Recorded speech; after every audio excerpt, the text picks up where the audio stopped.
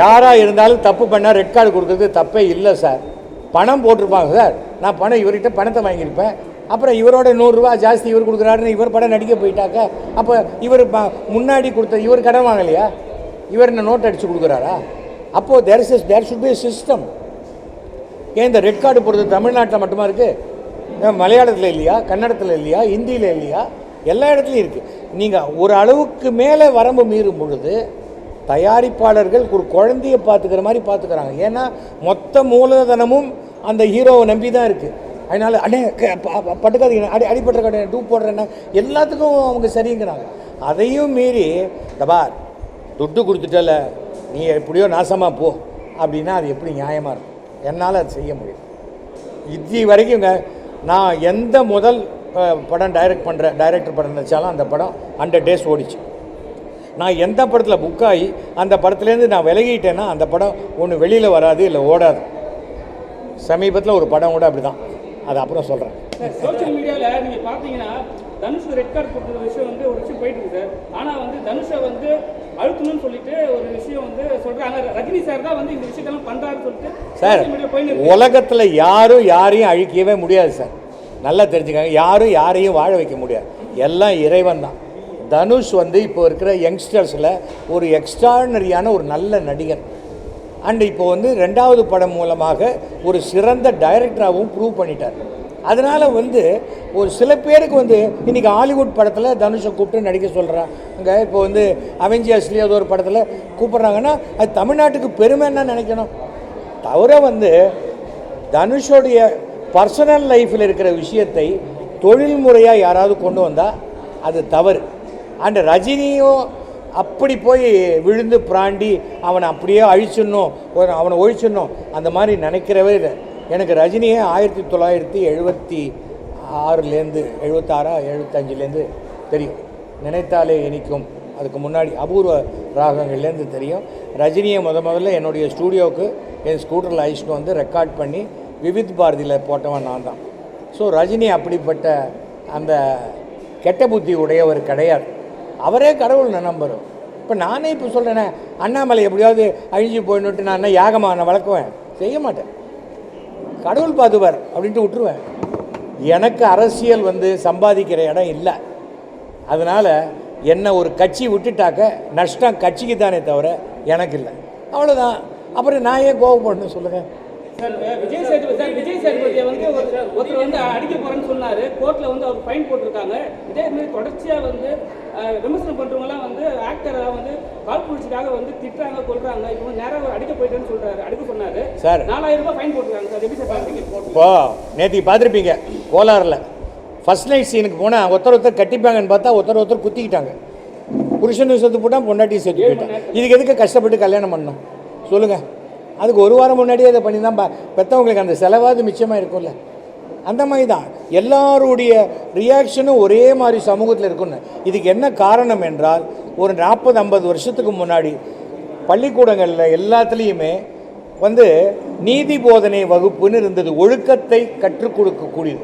அதை நிறுத்திட்டாங்க. இப்போ பாடம் சொல்லித்தரேன், ஃபிசிக்கல் ட்ரைனிங் கொடுக்குறேன், எல்லாம் இருக்குது. ஆனால் என்றைக்கு ஒழுக்கம் இல்லாத கல்வி வருதோ அன்றைக்கி சமுதாயம் படித்தா கூட ஒழுக்கமில்லாததான் இருக்கும். முதல்ல ஒழுக்கத்தை தான் கற்றுக் கொடுக்கணும். ஒழுக்கத்தை கற்றுக் கொடுத்துட்டா எல்லாமே சரியாயிடும். அவ்வளோதான். டாக்டர் பிரகாஷ்னு ஒருத்தர் டாக்டர் படித்தார், எம்டி படித்தார். கடைசியில் ஊசி போடுறதுக்கு பதிலாக நர்ஸு குளிக்கிறது ஏதோ ஃபோட்டோ எடுத்து கடைசியில் 10 வருஷம் 20 வருஷம் ஜெயிலில் இருந்தார். அது ஒழுக்கம் இல்லை. ஒழுக்கமில்லாத கல்வி. காமராஜர் என்ன படித்தார்? ஆனால் ஒழுக்கத்துடன் வாழ்ந்தார். இன்றைக்கி சொன்னால் சொல்கிறாங்க கக்கன் காமராஜர் அதானே சொல்கிறாங்க. நம்ம என்ன சொல்கிறோம்? அரசியலில் மக்கள் நேர்மையை எதிர்பார்க்குறாங்க. அதுதான் முக்கியம். அந்த நேர்மையாக இருந்தாக்க மரியாதை உண்டு. அதை நம்ம பார்த்துக்கணும். அது நான் ஒரு இடத்துல இருக்கேன், என்னை யாரும் இனிமேல் நகர்த்த முடியாதுங்கிற ஒரு அகந்தை வருது பார்த்தீங்களா? அந்த அகந்தை தான் நம்மளை கவுக்குமே தவிர வேறு யாரையும் கவுக்கவே மாட்டாங்க.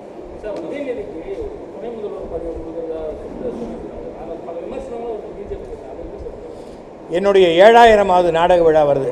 என்னுடைய நாடகப்பிரியாவுடைய 50வது ஆண்டு இது. நாடகப்பிரியா நாடக குழுவுடைய பொன்விழா ஆண்டு. 7000 நாடகம் நான் கம்ப்ளீட் பண்ணியிருக்கேன். என்னுடைய 3000வது நாடகத்தை வந்து அன்றைய முதலமைச்சர் ஜெயலலிதா வந்தாங்க. 3500வது நாடகம் அன்றைய முதலமைச்சர் கலைஞர் அப்போ மூப்பனார் வந்தாங்க.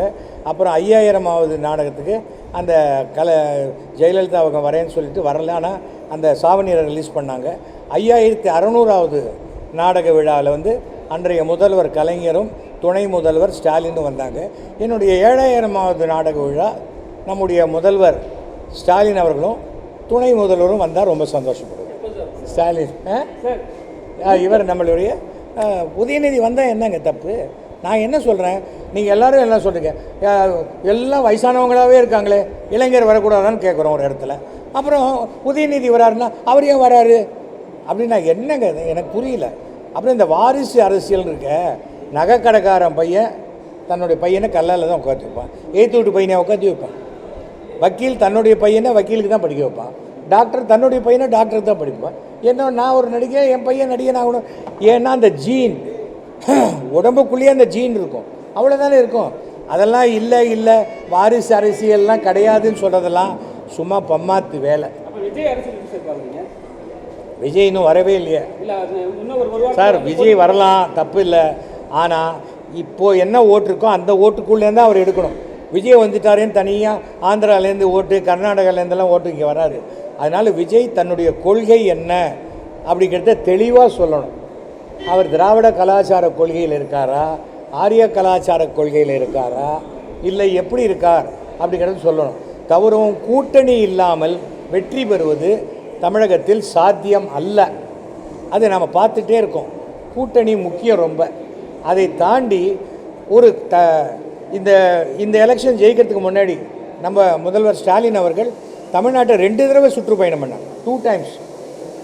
நமக்கு நாம திட்டம் எது எவ்வளோ பண்ணார். அந்த மாதிரி அவர் முதல்ல மக்களை சந்திக்க போகணும். மக்களை சந்திக்க போனால் அதன் பிறகு தான் நம்ம சொல்ல முடியும். யார் வேணால் அரசியலுக்கு வரலாங்க, தப்பே இல்லை. ஆனால் அவர்கள் மக்களுக்கு பிடித்தவர்களாக இருக்கணும். அது அப்படி இருந்தால் ஜெயிப்பதற்குண்டான வாய்ப்பு. நிறைய படம் இப்போ ரிலீஸ் ஆகுது, நிறைய படத்தில் ப்ரொமோஷன் யாரும் வரமாட்டாங்க. நீங்கள் ஒரு மூத்த நடிகராக அவங்க ஏதாவது அறிவுரை? ப்ரமோஷனுக்கு வரலன்னு சொன்னால் முதலே கான்ட்ராக்ட் போட்டுக்க வேண்டியது தான். நம்மளே நம்ம படத்தை இன்னும் கொஞ்சம் நாளாச்சுன்னு வச்சுக்கோங்களேன், இந்த ஆடியோ லான்ச்சில் சொல்லுவாங்க என் படம் எப்படி இருக்குது தெரியுமாம்பாங்க. அதுக்கு கேஸ் போடுவாங்க. நீ அப்படி இருக்குன்னு சொன்ன, நான் அதை நம்பி டிக்கெட் வாங்கினேன், அப்படிலாம் இல்லை, என் பணத்தை திருப்பி கொடுன்னு கன்சியூமர் கோர்ட்டில் கேஸ் போடக்கூடிய காலம் விரைவில் வரும். ஏன்னா ஒரு படம் நல்லா இருக்கா இல்லையான்னு மக்கள் தான் சொல்லணும்.